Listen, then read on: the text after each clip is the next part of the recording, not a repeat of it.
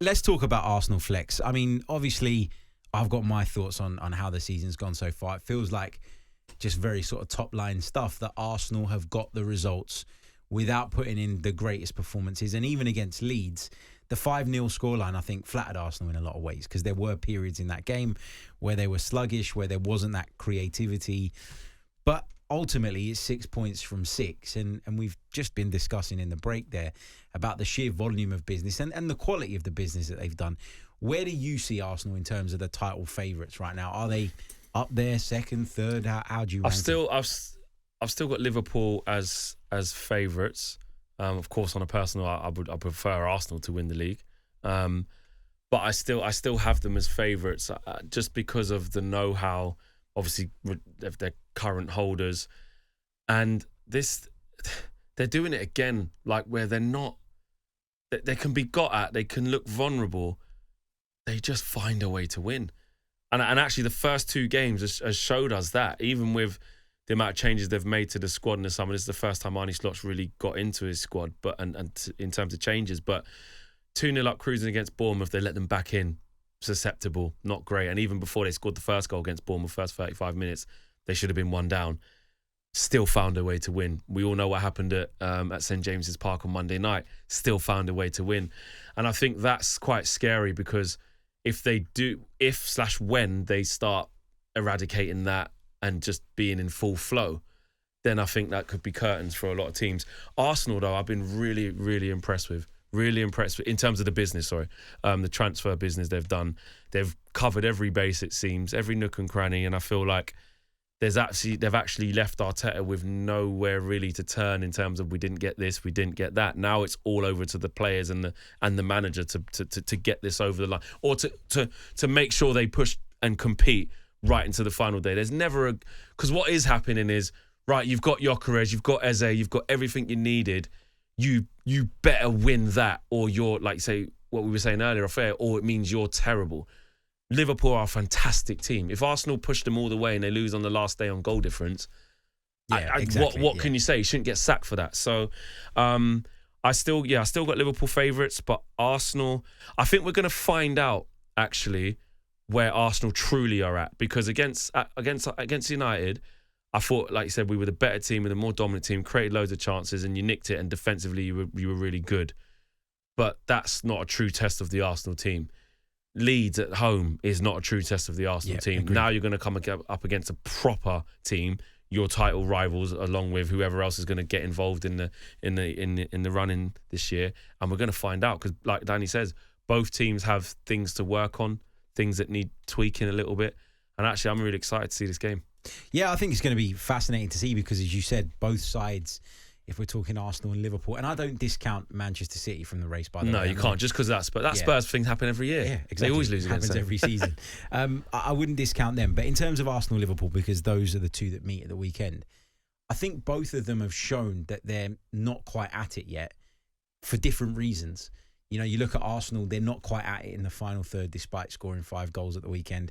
And with Liverpool, you'd argue they're not quite at it in the defensively, yeah. But both have the capacity to get those things right. And I think they will get them right.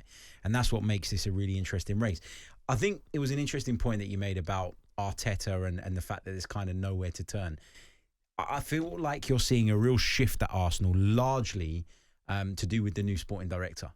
As much as I rate the job that Edu did in terms of picking Arsenal up off of the floor and putting them back on the right path, setting them off down the river in the right direction, it was great.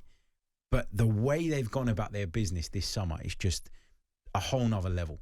He's come in, he's identified players along with Mikel Arteta. They've gone out, they've turned the head of every single one of these players that they want, to the point where those players are literally sitting and waiting for the move. Eberechi Eze was sitting and waiting, ringing, calling, wasn't he, saying, "Are you sure I can't come?" And saying, "Are you sure I can't come here before I sign another contract elsewhere?" Like, that is crazy. And I know people will say it's just Arsenal doing the PR and making themselves look good and all the rest of it. And to a degree, there's probably an element of that in terms of the show off package. You got to show off a bit. But ultimately, it was the case with Gyökeres. It was the case with Eze. You know, Tottenham were in for Nketiah. Looks like he's Arsenal bound. You know, and you think about the players they've signed. I mean, Martin Zubimendi went completely under the radar because of how long that was expected to happen for. But I think Arsenal are in a great spot.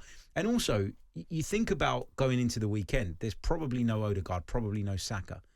But Arsenal All of a sudden, it doesn't matter. Don't feel like it does matter. Like you'd rather they were there, but it doesn't fill you with concern now because you can bring Madueke in on the right, you can stick Eze in the 10 position and play the rest as you were. So they've got the tools now. You've got so many options. You've got so much depth, and I think that's what you can see Arsenal really tried to work on when you talk about what he's done since he's come in and learning from the past mistakes where Mikel Arteta has gone really strong, even to the point where people are saying, "Oh, do Arsenal need another defender? They got Mascara. Why are they getting this in Capier, kid? Like what's going on?" One thing I won't question at Arsenal is their defensive decisions, because last time I checked, they got the best defence in the league. And the reason why they do have the best defence in the league isn't just because pound for pound, 11 for 11, like they're just really good. It's because of the depth.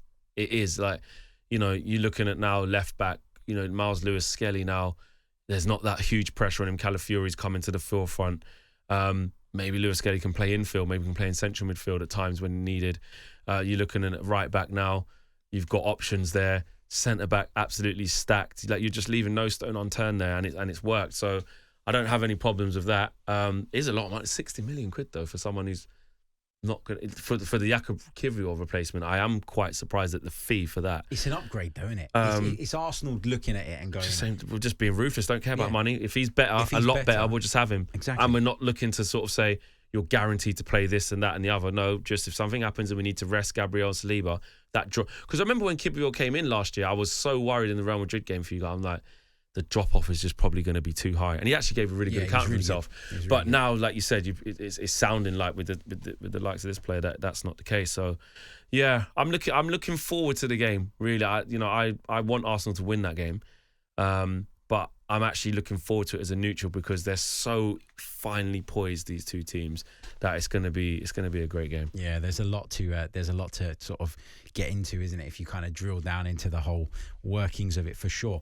You mentioned that if Arsenal got to the final day of the season and lost out on goal difference, that wouldn't be a sackable offence. Yeah. But in terms of winning a trophy, full stop, is this the season that Mikel Arteta has to deliver? And if he doesn't, do you think the noise around him will get too loud? The noise around him will get too loud, definitely. If you go trophyless again, because Arsenal also, what we can't do is act like Arsenal aren't a fantastic team. And when you look at them on paper and how well they play and how much goals they score and how few they let in, like you feel like they're too good of a team. They haven't even got to a final. Like since you won the FA Cup, which I just feel like it did happen, but it was such a different Arsenal. But it wasn't the Arteta. It wasn't the Arsenal that Arteta envisaged. It wasn't built in his image. He did really well to get over the line, but since he's built this team how he wants it to look, what he wants it to be, you've been almost kind of nowhere near winning things. We've been bridesmaids. Exactly. Absolutely. It's not good enough. So yeah, he has to pick up trophies. But at the same time, if he won the Carabao Cup, I think people would be a bit like, yeah, so. Yeah, do you know what I mean? That's exactly my point. It depends what trophy. Yeah, that's been my point for a while. Like, you're all screaming for trophies, but if he delivers a Carabao Cup, you're going to say, well, this project was built to win the league or the Champions League. In which case, he needs one of the big two. Because if you win another FA Cup, it's like, well, we're record holders, so. Yeah, he needs one of the big ones, absolutely. On AM, on DAB, via the talkSPORT app, and on your smart speaker. talkSPORT.